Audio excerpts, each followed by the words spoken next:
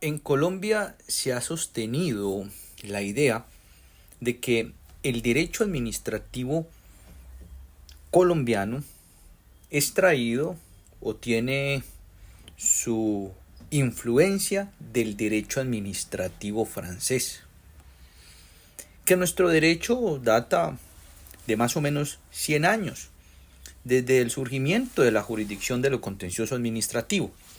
Digamos que esa es una idea general de la doctrina. La gran mayoría de doctrinantes se inclina por esa idea que es cierta. Las instituciones del derecho administrativo tienen una gran influencia del derecho administrativo francés en Colombia. Muy bien, pero revisando otra arista de la doctrina, también encontramos autores que hacen referencia a la importancia que ha tenido unos hechos históricos propios de nosotros en el surgimiento del derecho administrativo y que datan más allá de 100 años. Hechos históricos que resaltan una idea de esa noción de policía, de ese derecho de policía, como el conjunto de normas que orientaban el orden público, la garantía de la tranquilidad, la garantía y mantenimiento de el bienestar colectivo. ¿En dónde? En ese derecho indiano, en el derecho que establecía la corona sobre su conquista para mantener el equilibrio, y en ese derecho indiano donde se establecían unas normas en beneficio de los indígenas para tratar de mantener el orden, porque si los españoles eran muy agresivos, que de hecho pues lo eran, pero si eran muy agresivos y no sentía este pueblo conquistado que habían unos tratos, por así decirlo, menos crueles, pues se iban a rebelar. Entonces esas normas de alguna forma establecen un inicio de lo que más adelante podría ser el derecho administrativo. Digamos que esa es una idea general. Pero citando hechos históricos precisos, la revolución de los comuneros, que se da en 1781, es una expresión de esa idea y sentimiento de que el derecho administrativo colombiano tiene unas fuentes más allá de 100 años y que no son necesariamente del derecho francés, sino que también hay una fuente que proviene del derecho español o del pensamiento español, y también de algunas ideas de precisamente de el derecho norteamericano. Esa revolución de los comuneros que se da en 1781 tiene lugar en la Nueva Granada por el alza injustificada de los impuestos. ¿Para qué? El Imperio Español aumentó y generó nuevos tributos, como fue el tributo de la Armada de Barlovento, que se utilizaba para financiar la flota española que patrullaba en el Mar Caribe. Y de esa forma se incrementaron tributos en relación al tabaco, en relación al aguardiente, para financiar las guerras que estaba sosteniendo el Imperio Español, la corona española, por ejemplo, con los ingleses. Entonces, esta conquista a América, pues era una fuente de recursos, y entonces, como fuente de recursos, se implementaron unos impuestos que no fueron bien vistos por los criollos aquí en América, en la Nueva Granada, y generó una revuelta, una revolución que se conoce como la revolución de los comuneros de 1781. ¿Y en qué consiste? En que unas personas se agrupan desde el punto de vista militar, es decir, es un grupo que tiene fuerza militar, que tiene armas y que no están de acuerdo, óigase bien, no con el rey, sino con el mal gobierno. De ahí la frase, viva el rey, muera el mal gobierno. Y no están de acuerdo, y este es el elemento traído del pensamiento español, no están de acuerdo porque tienen la idea de que hay un origen popular de la soberanía. Y ese origen popular de la soberanía genera que el poder político se entienda como un pacto entre el rey y el pueblo, instituyendo que cuando hay una tiranía o se sienta una tiranía, el pueblo puede o tiene derecho a la resistencia, porque en ningún momento se puede violar la idea del buen gobierno.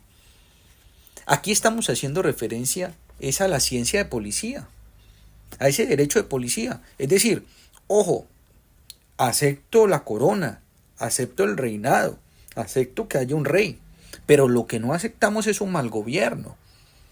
Entonces, para que haya un buen gobierno, están de por medio unas normas que orientan la relación entre el rey y el pueblo.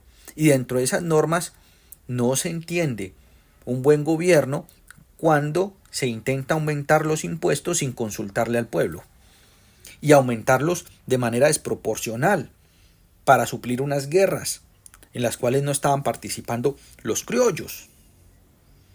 El pueblo, la nueva sociedad que se había gestado ya en la Nueva Granada, que no eran españoles peninsulares, no eran españoles, sino que somos mestizos en últimas. Somos pluriculturales, hay una pluralidad de personas, negros, blancos, mestizos, indígenas y todo, españoles, toda esa mezcla terminamos siendo nosotros y entonces empezamos a generar un reproche no frente al rey, sino frente al gobierno, es decir, los asesores del rey, las decisiones que se estaban tomando, que no se consideraban. Entonces eso generó una fuerza en términos de revolución en 1781 que llevó a una negociación entre la corona y los sublevados. Y esa negociación se denominó capitulaciones de Zipaquirá, que se dan en Zipaquirá, cuando estos revolucionarios van a enfrentarse, van a Santa Fe, Bogotá, pero se encuentran en Zipaquirá y llegan a unas capitulaciones, en donde un obispo jugó un papel importante, el obispo Antonio Caballero y Góngora, que permitió esas negociaciones en donde de alguna manera la corona cedió por un tiempo, entregando unos beneficios, quitando unos impuestos. Dentro de esos se quitó los tributos o se vio menguados los tributos que tenía la iglesia, ¿sí? Se buscó también en estas capitulaciones de Zipaquirá que se diera una apertura de posibilidades a los, por así decirlo, nativos de América, de la Nueva Granada, porque en relación a los puestos públicos. Porque ¿qué hacía la corona? Los puestos de mayor importancia se lo estaban dando a los españoles, pura sangre. Y aquí, a los que teníamos esa connotación, éramos criollos, aquí en América, que había esa mezcla de culturas, pues entonces los estaban dejando al lado y no le estaban dando los puestos o no le estaban dando la posibilidad de participar en las grandes dignidades de la estructura social que se tenía por el momento. Y esa fue una de las negociaciones, quitarle esos privilegios para que haya una apertura en el acceso al trabajo, digámoslo así, con la estructura del Estado que se tenía en ese momento. Dentro de las decisiones que se toman en esas capitulaciones, también se intentó eliminar los resguardos indígenas para tratar de constituir un derecho de propiedad pequeño, unas parcelas, pero que daban entonación del derecho de propiedad, ¿ya? Y esa es una idea que se trae precisamente de el pensamiento español. Entonces, esas primeras conformaciones normativas a través de unas capitulaciones son traídas como parte del derecho español y hacen parte de la ciencia de policía. ¿Por qué? Porque terminan siendo normas para garantizar el orden público, para que no se genere desmanes, para que se mantenga la estabilidad de la corona, y tienen un impacto en reconocimiento de ciertos derechos de parte de esa relación que hay entre el rey y el pueblo. Y en el medio de eso, la ciencia de policía que se está gestando. Mírese en la gran frase que se utilizaba por el momento: viva el rey, muera el mal gobierno. Es decir, estamos de acuerdo con el reinado, pero no estamos de acuerdo con las decisiones injustas. ¿Ya? Esas capitulaciones tuvieron por así decirlo, se mantuvieron de manera temporal porque las concesiones luego terminaron deshaciéndose, porque la corona pues terminó acribillando a las personas que participaron en esa rebelión comunera. Y de hecho cuenta el historiador David Bushnell que las cabezas de las personas que participaron las tiraron por las calles como muestra de fuerza de parte de la corona, y decir, ojo, que el que haga este tipo de rebelión, estas van a ser las consecuencias, que van a ser acribillados, ¿ya? Pero de todas formas ahí se está gestando una idea de un hecho en nuestro territorio, en la Nueva Granada, de la Revolución Comunera de 1781, que genera unas primeras normas, pautas, que son propias del derecho español, pero que se incorporan aquí como esa idea de soberanía popular. Un gobierno tirano da lugar a que sea expulsado a través de la rebelión. La rebelión entendida como un derecho, por cuanto se pone en alto relieve que la autoridad reside en el pueblo. Y esa era una concepción del derecho español y que sirve de aliciente. De ahí que el profesor Miguel Alejandro Malagón Pinzón utiliza ese hecho o menciona ese hecho en su libro Vivir en Policía para denotar que nuestro derecho administrativo, nuestro derecho público, pues tiene unos orígenes más allá de 100 años, orígenes propios en hechos históricos que se suscitaron aquí en las Américas. De hecho, en esa época de 1781 también hay unas revueltas, unas rebeliones que se dieron, como por ejemplo en el Perú se dio la rebelión de Tupac Amaru, que también iba en cercanías de tiempo pues con lo que estaba pasando aquí en la Nueva Granada, y que también motivaron más adelante esa rebelión independentista, sí, que terminó pues en constituir nuestra propia independencia de la corona.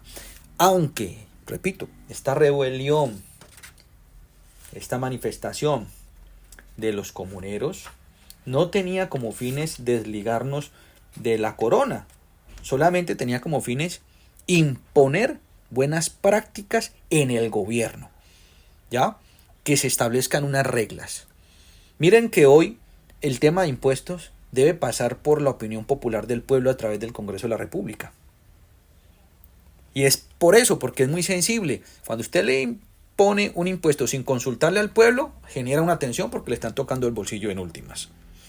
Hoy en día, para poder generar una imposición de un tributo, tiene que pasar por el Congreso de la República. El Congreso de la República representa al pueblo porque se eligen democráticamente. Y es una iniciativa del gobierno. En este momento no, pero eso fue construyendo unas bases para que se tenga en temas de tributos esa participación, digamos, de los diferentes poderes.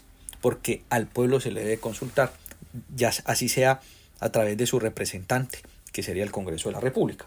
Entonces miren que aquí podemos encontrar cómo está gestándose una ciencia de policía, un poder de conservación del buen orden de la comunidad, el mantenimiento de la tranquilidad, para más adelante eso evolucionar junto con quizás también los avances de la Revolución Francesa, la revolución que se da, la independencia de las 13 colonias y lo que termina siendo los Estados Unidos, para luego constituir en Colombia una idea del derecho administrativo, que quería entonces compartirles a todos ustedes, haciendo la salvedad que hay un consenso en decir que el derecho administrativo, el derecho público, pues tiene un enfoque del derecho francés, eso es así, pero también hay que mirar otra arista en donde se coloca en evidencia cómo unos hechos históricos permiten hablar ya más allá de 100 años, desde 1781, cómo unos hechos históricos permiten hablar de la creación de una ciencia de policía para el mantenimiento del orden, que luego termina evolucionando con el paso del tiempo, o que sirven de aliciente con el paso del tiempo para configurar el derecho administrativo, el derecho público en general. Quería entonces compartirles estas ideas de la revolución de los comuneros de 1781 y la relación que ha tenido con el derecho administrativo.